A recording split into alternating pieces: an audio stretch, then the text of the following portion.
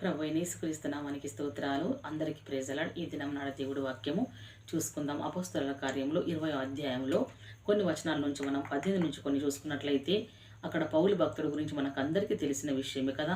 ఎంత చెప్పినను కూడా తక్కువే, లోతైన మర్మంగా ఉంటుంది కదా. కాబట్టి కొంచెం మనం చూసుకుందాం. ఇక్కడ అంటాడు పౌలు భక్తుడు, నేను ఆసియాలో అడుగుపెట్టినది మొదలుకొని ఎల్లకాలం మీ మధ్యన నేను ఎలాగో నడుచుకుంటునో మీరే ఎరుగుదురు అంటున్నాడు కదా. ఆ ప్రజల మధ్యలో ఆసియాలో అడుగుపెట్టిన మొదలుకొని పౌలు భక్తుడు ఎలా మెదులుకున్నాడు, ఎలా ప్రవర్తించాడు అనేది చూసుకున్నట్లయితే పౌలు భక్తుడు దేవుడి యందు భయభక్తులు కలిగి ఉన్నాడు. ఎటువంటి శ్రమలు, ఇరుకులు, ఇబ్బందులు కలిగినను ఎప్పుడైతే క్రీస్తు యేసుల వారు అతన్ని దర్శించారో, దర్శించిన క్షణము నుండి క్రీస్తుకు దాసులుగా మార్చబడ్డారు పౌలు భక్తుడు. అప్పటి నుంచి తన సాక్ష్యము జాగ్రత్తగా కాపాడుకున్నాడు. శ్రమలు, ఇరుకులు, ఇబ్బందులలో ఎన్ని తగిలను, ఎన్ని ఇరుకులైనను అతను ఎప్పుడు సాక్ష్యం కోల్పోలేడు. ప్రజల మధ్యలో దేవుడు సువార్తను బలంగా బోధిస్తూ, అధికారంతో బోధిస్తూ క్రీస్తు వైపు చూశాడు. శ్రమల వైపు ఎప్పుడు కూడా పౌలు భక్తుడు చూడలేడు. ఇక్కడ అంటాడు పౌలు భక్తుడు ఒక మాట, యూదులు కుట్రల వలన నాకు శోధనలు సంభవించారు కదా. యూదులు కుట్రలు చేశారు, నానా విధమైన కుట్రలు, స్వార్థ ఆపాలని, పౌలు గారిని కూడా తీసివేయాలని. కానీ అక్కడ అలా జరిగినను కన్నీళ్లు విడుచుచు, ఎలానట కన్నీళ్లు విడిచాడు. ఆ శోధనలు, యూదులు కుట్రలు చేసిన దాన్ని బట్టి, శ్రమను బట్టి కన్నీళ్లు విడిచాడు.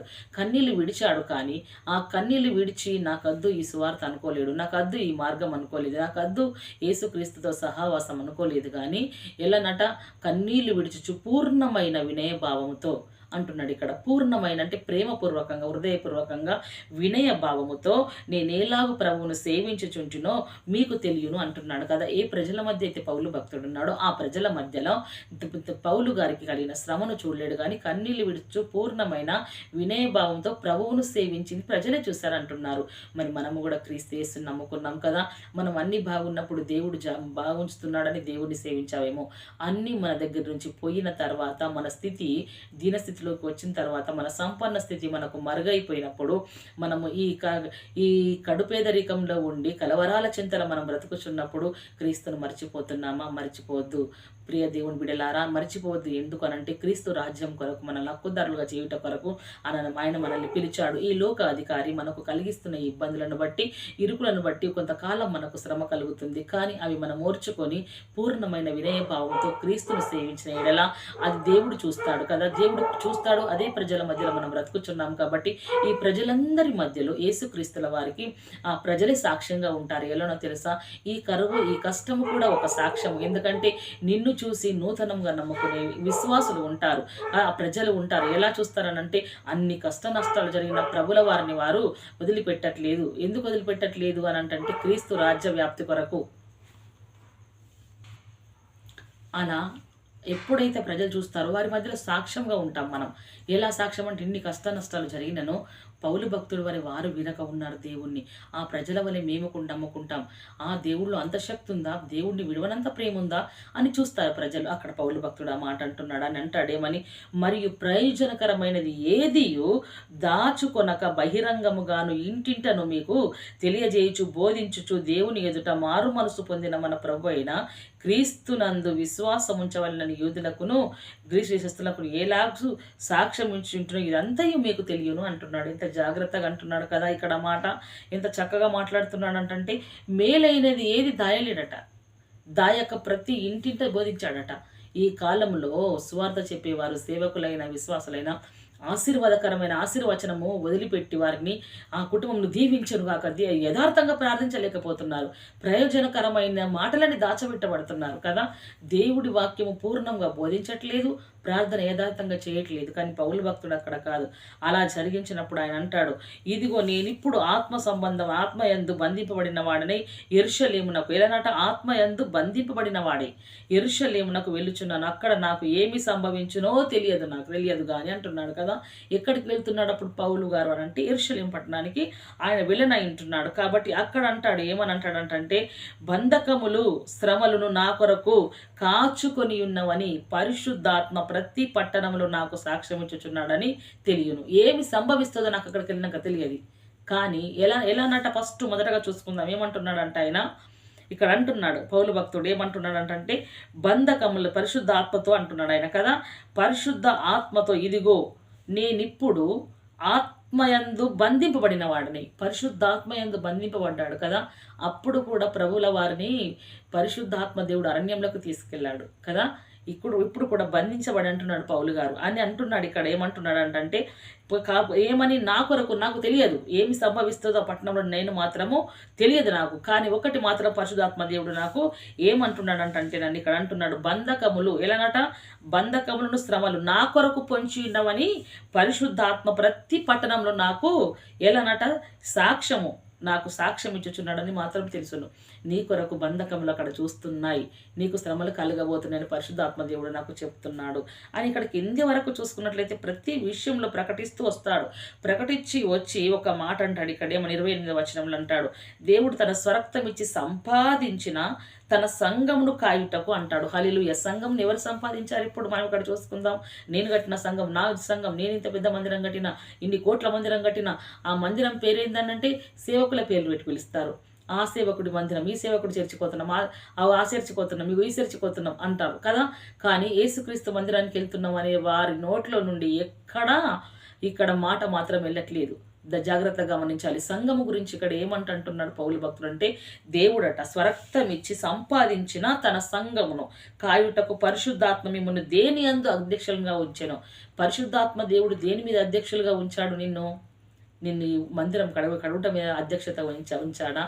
పాటలు పాడటం మీద అధ్యక్షత ఉంచాడా? వాక్యం బోధించడం అధ్యక్షత ఉంచాడా? కానుకల పెట్టె దగ్గర అధ్యక్షత ఉంచాడా? ఈ వీటిలో నువ్వు నమ్మకంగా ఉంటున్నావా? దేవుని సంఘానికి, దేవుని పరిశుద్ధాత్మ దేవునికి నీవు నమ్మకంగా ఉంటున్నావా? నమ్మకంగా ఉండాలి. ఎలా అంటున్నాడు?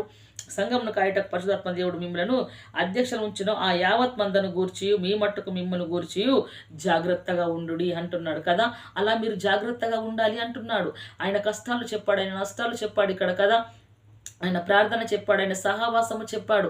చివరికి దేవుడి సంఘం దగ్గరకు వచ్చి చెప్తున్నాడు అక్కడ, మీరు అలా మాత్రం ఉండవలను.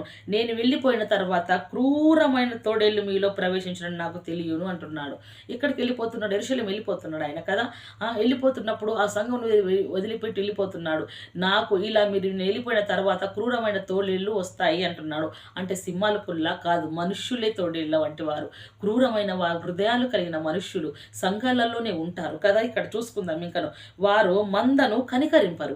ఎలా కనికరింపారో తెలుసా వారు? కాబట్టి మిమ్మల్ని మీరు జాగ్రత్తగా ఉండండి. దేని మీద దేవుడు అధ్యక్షులుగా మిమ్మల్ని ఉంచాడో ఆ విషయంలో మీరు మిమ్మల్ని జాగ్రత్తగా ఉంచండి. ఆ మందను మీరు కాయండి. ఇలాంటి క్రూరమైన త్రోడేళ్ళు వస్తాయి. వారు మందను కనికరింపరు, కఠినంగా ప్రవర్తిస్తారు వారి ఎడల. కాబట్టి ప్రజలు చెల్లాచెదరైపోతారు, ప్రజలు తొలగిపోతారు, క్రీస్తులు నిలబడరు. ఇంత మట్టుకు దేవుడు తన స్వరక్తం ఇచ్చి సంపాదించిన సంఘము, ఈ ప్రజలను ఇంత మట్టుకు మనం కాయచు వచ్చాము. మరి ఇప్పుడు నేను వెళ్ళిపోతున్నాను, ఇలా ఉంటుంది అని బోధిస్తున్నాడు అని అంటాడు. ఏమని? మరియు శిష్యులను తన వెంట ఈడ్చుకొని పోవెళ్ళనని వంకర మాటలు పలుకు మనుషులు మీలోనే బయలుదేరుతారు. ఎలానంట వారు ఎంట తీసుకొని పోవాలని అలాంటి మాటలు మాట్లాడతారు. వాళ్ళు ఎలానంటే వారి మాటలు పలుకుచు మనుషులను తీసుకొని పోతారు. కాబట్టి అటువంటి ప్రజలు మీ మధ్యలోనే కాదు, మీలోనే బయలుదేరుతున్నారు వారు అంటున్నారు. అటువంటి జనాంగంలో మనం ఉన్నామేమో చూసుకున్నాలి. క్రీస్తు యేసు మనకు అప్పచెప్పిన పనిని మనం నమ్మకంగా చేయాలి. క్రీస్తు యేసు దేని మీద మనకు ఉంచాడు అధ్యక్షత, ఆ విషయంలోనే మనం సాగిపోవాలి. అందులో మనల్ని జాగ్రత్తగా ఉంచుకునే క్రీస్తు సంఘము అనగా ప్రజలు. ఆ ప్రజల కొరకు ప్రార్థించాలి. ఆ ప్రజలను కాయమని పరిశుద్ధాత్మ దేవునికి అప్పజెప్పాలి. సంఘంలో క్రూరమైన తోడేళ్ల వలె, ఆ వంకర మాటలు మాట్లాడేవారే, ప్రజలను బాధ పెట్టే వారి వలె మనం ఉండకూడదు. ఒకవేళ మనం అలా ఉన్నట్లయితే మన మనసు మార్చుకునాలి. దేవాతి దేవుడి చేతనే అంత గొప్పగా పిలువబడ్డ పౌలు భక్తుడు గారు ఏమన్నాడంటే, క్రీస్తు యేసు శరీరంలో ఏదన్నా అర్పించుటకు కొదువైతే నేను అర్పిస్తానని అంతగా అనుకున్న ఆ భక్తుడే అంటున్నాడు, దేవుడి సంఘం ఇలా కాయలు మనమే పాటి వారం, సామాన్యమైన విశ్వాసులం కదా. విశ్వాసంలో కూడా నిలకడగా ఉన్నామో లేదో తెలియని స్థితిలో బ్రతుకుచున్నాం. మనం ఎలా సంఘంలో కొరడమైన తోడేలవడే ప్రవర్తిస్తున్నామంటే, మనం క్రీస్తు యేసు అపవాది సంబంధమైన వారే తోడేల వలె ప్రవర్తిస్తారు. సంఘంలో న్యాయంగా దేవుని పరిశుద్ధాత్మతో ప్రేమతో ఎలా రింపబడి ఉంటారో ఆ ప్రజలే మందకు మాదిరిగా ఉంటారు. మందను జాగ్రత్తగా కాపాడుతారు, మందను చెదరిపోనివ్వరు. ఆ మందలోకి ఇంకా కొన్ని గొర్రెల్ని చేరుస్తారు ఉంటారు. ఎందుకంటే క్రీస్తు ప్రేమను చూయించి పరిశుద్ధాత్మ దేవుడి ప్రేరేపణల వలన ఆ క్రీస్తు సంఘం ఇది దేవుడి స్వరక్తం ఇచ్చి కొన్నాడు కాబట్టి దేవుడి ఇంటి మీద మనం నమ్మకంగా ఉండాలనే భయము వలన వారు అలా ప్రవర్తిస్తారు కదా. మరి మనలో కూడా పరిశుద్ధాత్మ దేవుడు ఉన్నట్లయితే, దేవుడి వాక్యంలో మనం నిలకడగా ఉన్నట్లయితే క్రీస్తు మనల్ని కూడా నడిపించనై ఉంటున్నాడు. దేని కొరకు? తన సంఘము కొరకు, తన ప్రజల కొరకు, తన ప్రజలను మనం జాగ్రత్తగా నడుపుట కొరకు, తన సంఘమును మనము మేలు చేయ ద్వారాగా ఉండుట కొరకు యాజక సమూహముగా మనల్ని ఎందుకు మారుస్తానంటున్నాడు దేవుడు? వీటి యందు మనం నమ్మకం కలిగి ప్రవర్తించాలి. కాబట్టి కావున నేను 3 సంవత్సరములు రాత్రింబగళ్ళు కన్నీళ్లు విడుచుచు ప్రతి మనుష్యునికి ఎలానట 3 సంవత్సరములు పౌలు భక్తుడు ఏమంటున్నాడు ఇక్కడ?